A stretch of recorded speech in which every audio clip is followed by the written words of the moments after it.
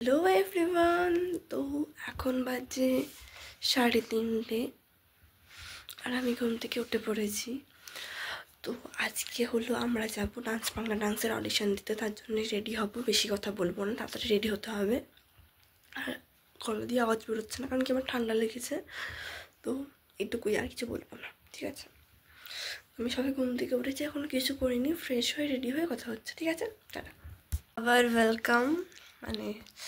সেই রেডি হতে শুরু করেছিলাম, এখন 5টা মতো বাজে। এখন আমি একটু হরলিক্স নাকি যেন ওটাকে বলে, ছাতুর ব্রেক নিচ্ছি। আর 1 ঘন্টা আছে, তার মধ্যে আমাকে শাড়ি পরে রেডি হতে হবে। এটা আমার মেকআপ লুক। জানি না আজকে কেন আমার গলা দিয়ে একদম আওয়াজ বেরোচ্ছে না, বেরোচ্ছেই না। এবার তোমাদের বলি আমি বাংলা ডান্সের অডিশন দিতে কোথায় আর কিভাবে গেছিলাম। অডিশনটা হয়েছিল 5 জানুয়ারি গড়িয়াহাটের মুরালিধর কলেজে। আমার বাবা অডিশনের আগের দিন বিকেল 4টের সময় গিয়ে লাইন দিয়েছিল, তাও আমি 62 জনের পরে হয়েছিলাম। তাহলে বুঝতেই পারছো কীরকম লোক হয়েছিল।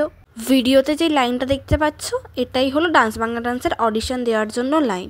সবাই এই ঠান্ডার মধ্যে রাত জেগে লাইন দিয়েছিল।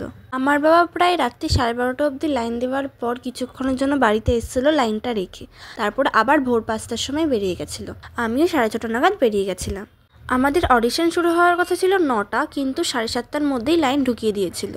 আমি 6:30টার সময় বেরোলেও যেহেতু ম্যারাথন চলছিল তাই সব রাস্তা বন্ধ ছিল, তাই আমার পৌঁছাতে প্রায় 7:30 বেজে গেছিল। আর আমি পৌঁছানোর প্রায় সঙ্গে সঙ্গে গেটটা ছেড়ে দিয়েছিল। হয়তো যদি আমি আরও 5 মিনিট বাদে যেতাম তাহলে আমি আর ঢুকতেই পারতাম না।